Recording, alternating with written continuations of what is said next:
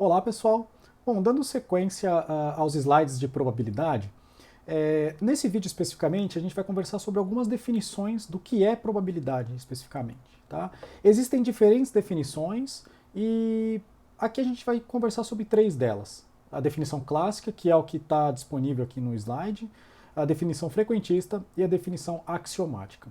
Sempre que a gente for falar de probabilidade, né, como notação, a gente vai utilizar essa letra P.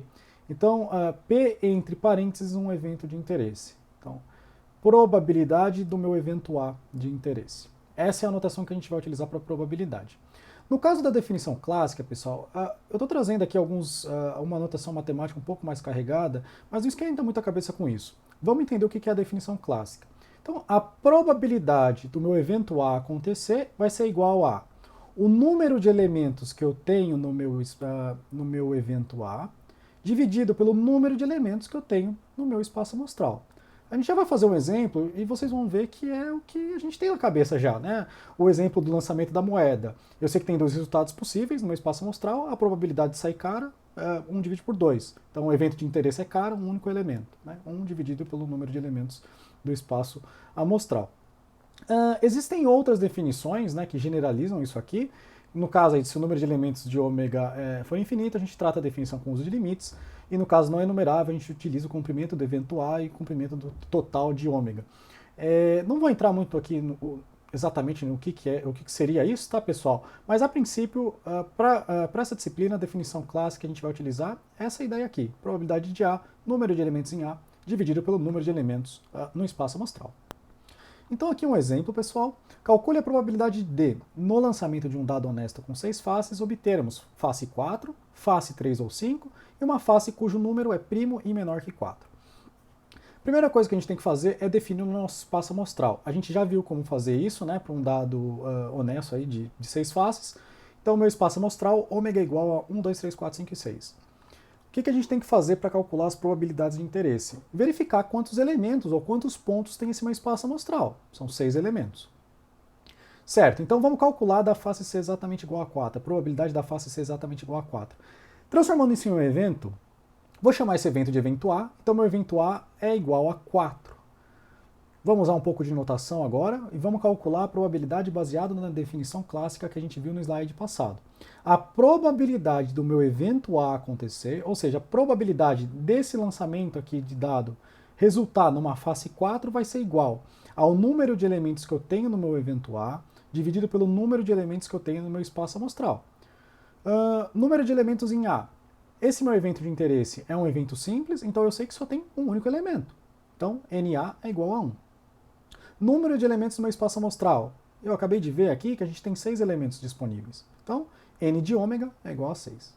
Então, a probabilidade de, num lançamento, eu ter face 4 vai ser exatamente igual a 1 dividido por 6. Vamos passar para o próximo exemplo. Face 3 ou 5. Qual que é a probabilidade de, em um lançamento específico do dado, eu ter face 3 ou 5? Vou chamar esse evento de B, poderia dar qualquer nome que eu quisesse aqui, tá? Então B é igual a 3 ou 5. Probabilidade de B é igual ao número de elementos no meu evento B dividido pelo número de elementos do meu espaço amostral. Quantos elementos eu tenho no meu evento B? 3 e 5, então eu tenho 2 elementos possíveis. Então N de B é igual a 2.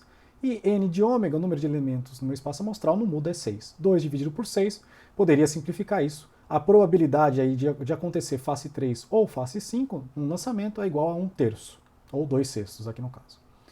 E por fim, qual que é a probabilidade em um lançamento de um dado honesto eu ter uma face que seja um número primo e menor do que 4? Nesse caso aqui especificamente, pessoal, o meu evento C de interesse seria 2 e 3. Observa aqui que a gente está trabalhando com as ideias de união e intersecção. Né? No face 3 ou 5, né, a palavra ou indica a união das coisas, e primo e menor que 4, a palavra e indica para a gente a intersecção, né, das ideias. Então, meu evento de interesse 2 e 3. Probabilidade de C, a probabilidade do evento C acontecer, é igual ao número de elementos que eu tenho no evento C dividido pelo número de elementos que eu tenho no meu espaço amostral.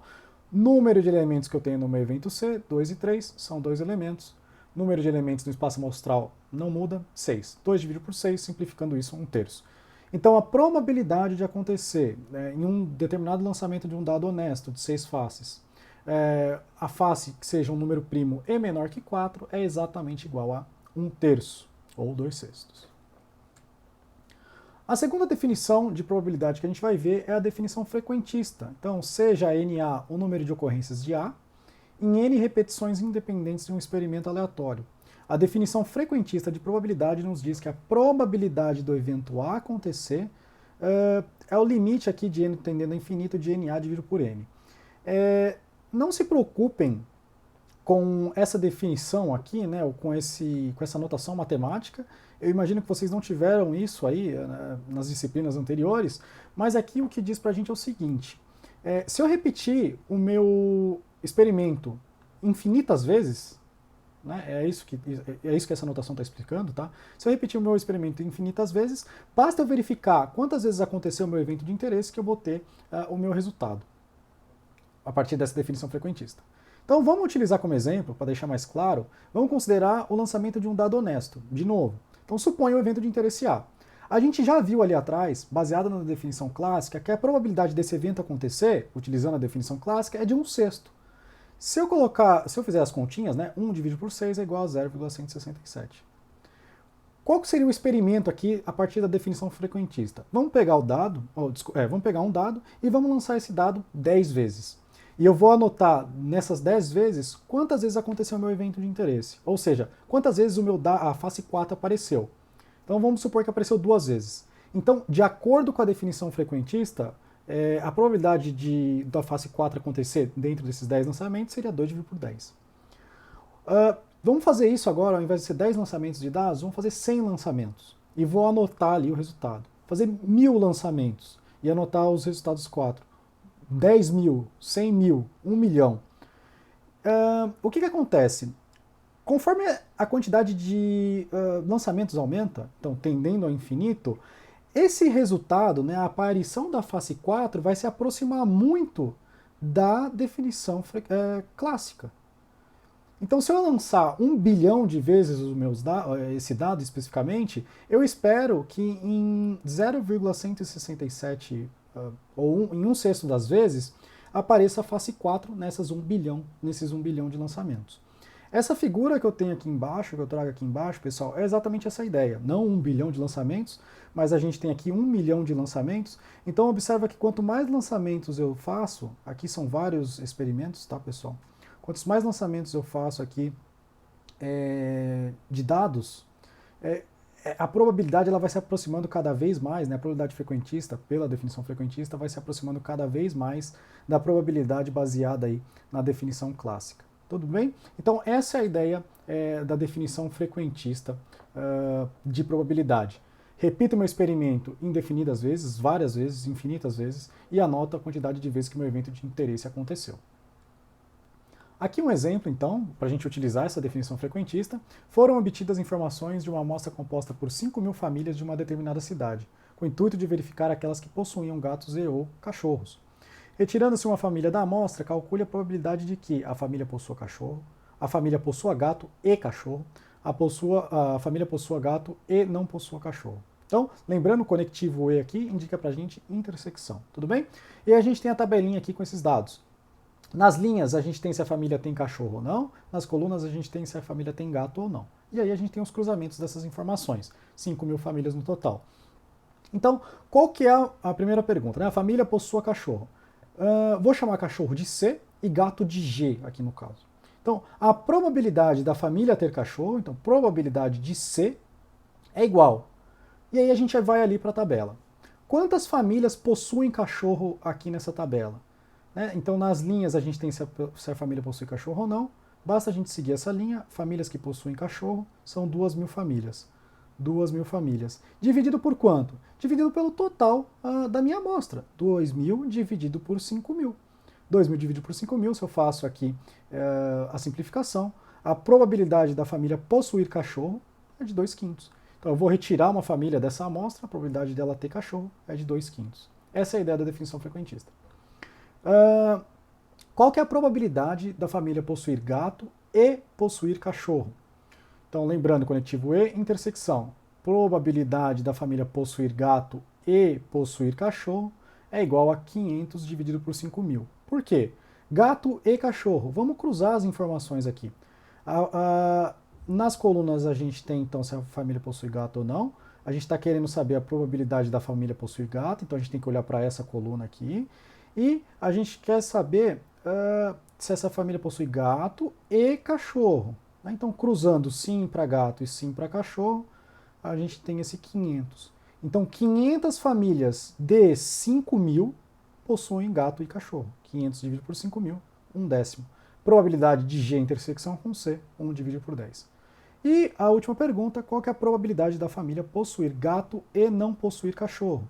Então, qual que é a probabilidade da família possuir gato e, intersecção, não possuir cachorro? Cachorro complementar. Então, lembrando, complementar, tudo que não é o evento de interesse. Então, nesse caso, quais as colunas e qual a coluna e a linha que a gente tem que ver? A família tem que possuir gato, então é essa coluna que eu quero observar, e ela não pode possuir cachorro. Então, possui gato e não possui cachorro. Onde é que cruzou? Aqui no 1.000. Então, a probabilidade da família possuir gato e não possuir cachorro, 1.000 famílias em 5.000 observadas. Simplificando, 1/5. Então, essa é a ideia aí da probabilidade frequentista, né? A gente vê a partir das frequências, ou a gente calcula a probabilidade a partir das frequências observadas. Certo, e aqui a gente tem a terceira definição, que é a definição axiomática e algumas consequências. A definição axiomática ela é baseada no que a gente chama de axiomas de Kolmogorov. Existem outros axiomas e outras consequências, na verdade, que não estão aqui, tá? Mas fazem parte também dessa definição. Trouxe as principais, talvez. Esse primeiro ponto, pessoal, eu vou dar bastante destaque, né? Então, observem que o valor da probabilidade é um valor que necessariamente tem que estar entre 0 e 1. É bastante comum o pessoal multiplicar o resultado de uma probabilidade por 100, tá? Então, se tiver em percentual ainda, ok, porque 100% é 100 dividido por 100, que é igual a 1. Mas, por definição, tá? A probabilidade é um valor que está necessariamente entre 0 e 1. Tudo bem? Segundo pontinho, probabilidade de um evento impossível é igual a 0. Ou probabilidade do evento vazio é igual a 0. O evento vazio é um evento impossível, que nunca vai acontecer, ou que não pode acontecer, então a probabilidade do evento impossível é igual a 0. Por outro lado, né, no outro extremo, a probabilidade do meu espaço amostral acontecer é igual a 1. Quem que é o meu espaço amostral mesmo? São todos os elementos aí, ou todos os resultados possíveis do meu experimento aleatório. Então a probabilidade do meu espaço amostral acontecer de fato é igual a 1. Então eu tenho aqui os dois extremos aqui, né, o 0 e 1, desse primeiro pontinho.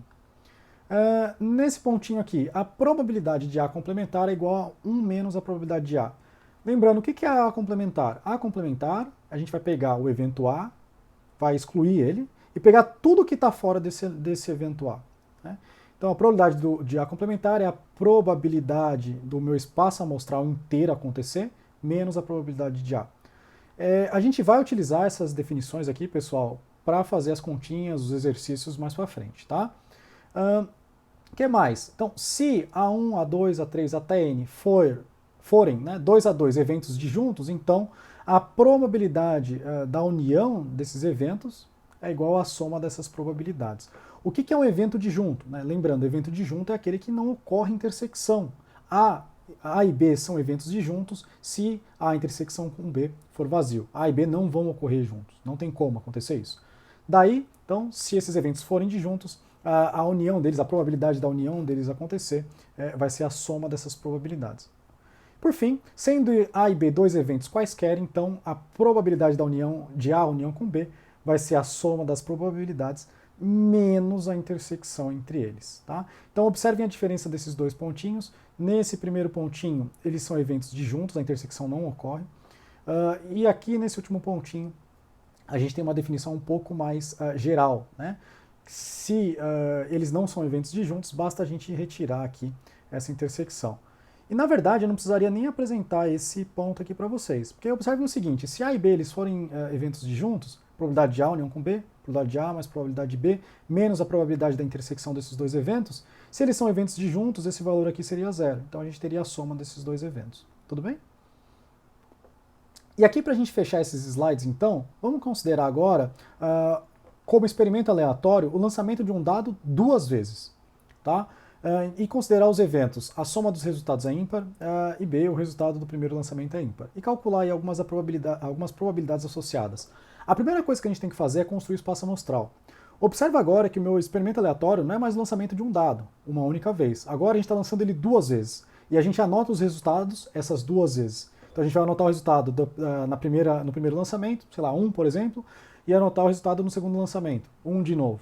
Né? E isso vai fazer parte do nosso espaço amostral. Então, 1 no primeiro lançamento, 2 no primeiro lançamento, 3 no primeiro lançamento e assim por diante. E depois da vírgula aqui, a gente tem o nosso segundo lançamento. 1, 2, 3, 4, 5, 6, 1, 2, 3, 4, 5, 6 e assim por diante. Então, se a gente for fazer o espaço amostral para o lançamento de 2 dados, observe que a gente vai ter 36 pontos amostrais, ou seja, 36 possibilidades diferentes. Tá? Então, n de ômega, né, pensando ali naquela definição clássica, o número de elementos do meu ômega é igual a 36. E calcular aí algumas probabilidades, é isso que está pedindo, né, o exercício para a gente. Calcule a probabilidade de A acontecer. A é a soma dos resultados ser ímpar. Eu fiz alguns destaques aqui no meu espaço amostral. A soma dos resultados ser ímpar, eu deixei todos os elementos em vermelho. Tá? Então, todos os elementos em vermelho são aqueles elementos em situações, né, em que os 2 lançamentos, a soma vai ser ímpar. Isso acontece 18 vezes. A probabilidade de A acontecer, então, vai ser o número de elementos que estão dentro aí do meu eventual de interesse, dividido pelo número de elementos do meu espaço amostral. 18 elementos, né, 18 elementos vermelhos, dividido pela quantidade de elementos do meu espaço amostral, que é 36. Se eu simplificar isso é igual a meio. Então a probabilidade da soma dos meus resultados ser ímpar vai ser meio. A probabilidade de B é o resultado do primeiro lançamento ser ímpar. Aqui no meu espaço amostral eu destaquei com essas caixinhas, tá? Então nessa primeira caixa, essa segunda caixa e essa terceira caixa. Então todos os elementos ou todas as possibilidades em que o resultado do primeiro lançamento é ímpar. E de novo a gente tem 18 resultados possíveis. Então a probabilidade de B vai ser o número de elementos do meu evento B dividido pelo número de elementos do meu espaço amostral. 18 dividido por 36, isso é igual a meio também. Terceira probabilidade a ser calculada. Probabilidade de A complementar. O que a gente pode fazer? A gente pode olhar o espaço amostral e pegar tudo que não é A, então tudo que está em preto, e calcular como a definição clássica, mas vamos utilizar a definição axiomática que a gente acabou de ver no slide passado. A gente sabe que a probabilidade de A complementar é igual a 1 menos a probabilidade de A. A probabilidade de A gente já calculou aqui no início, que é meio. 1 menos meio, meio também. Probabilidade de B complementar. A ideia é a mesma, a gente poderia pegar direto ali no espaço amostral, mas vamos utilizar a definição clássica. Probabilidade de B complementar, 1 menos a probabilidade de B. A gente já calculou a probabilidade de B aqui em cima, é meio. 1 menos meio, meio também. Probabilidade de A união com B, ou seja, a soma dos resultados tem que ser ímpar ou o resultado do primeiro lançamento tem que ser ímpar. Tá? Então, probabilidade de A união com B. Poderia construir esse evento de interesse, descrever ele, escrever, né, o evento de interesse, mas vamos utilizar a formulinha que a gente viu na definição axiomática de novo. Probabilidade de A união com B é a probabilidade de A mais a probabilidade de B menos a intersecção, a probabilidade da intersecção desses 2 eventos. Probabilidade de A é a probabilidade de B, eu já fiz as continhas ali, é meio mais meio. Né? Então, 18 dividido por 36 mais 18 dividido por 36. A probabilidade de A intersecção com B, quem que é A intersecção com B? São todos os elementos que ocorrem em A e ocorrem em B simultaneamente. Então, basicamente, são os elementos que estão em vermelho dentro dessas caixinhas. Eu tenho 9 elementos, então. Então, a probabilidade de A intersecção com B, 9 dividido por 36. Fazendo todas essas contas, a probabilidade de acontecer, a probabilidade, né, nesses 2 lançamentos, eu ter soma de resultados ímpar, ou então a soma desses resultados, o resultado do primeiro lançamento ser ímpar, vai ser exatamente igual a 3/4.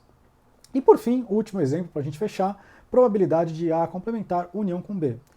Eu também posso utilizar a definição axiomática, probabilidade de A complementar união com B é a probabilidade de A complementar mais a probabilidade de B menos a probabilidade da intersecção desses 2 eventos. Então a mesma coisa, meio mais meio, menos a probabilidade de A complementar a intersecção com B. A complementar a intersecção com B vão ser todos os elementos, né, em que a soma não é ímpar, ou seja, a soma é par, e o resultado do primeiro lançamento ele é ímpar necessariamente. Ou seja, são todos os eventos ou todos os elementos em preto dentro dessas caixinhas, né? Resultado da soma é par, mas o primeiro elemento ele é ímpar necessariamente, que também é 9 dividido por 36. Fazendo as continhas, a probabilidade de A complementar a união com B vai ser exatamente igual a 3/4. E com isso a gente fecha aí esse vídeo referente às definições de probabilidade. Muito obrigado.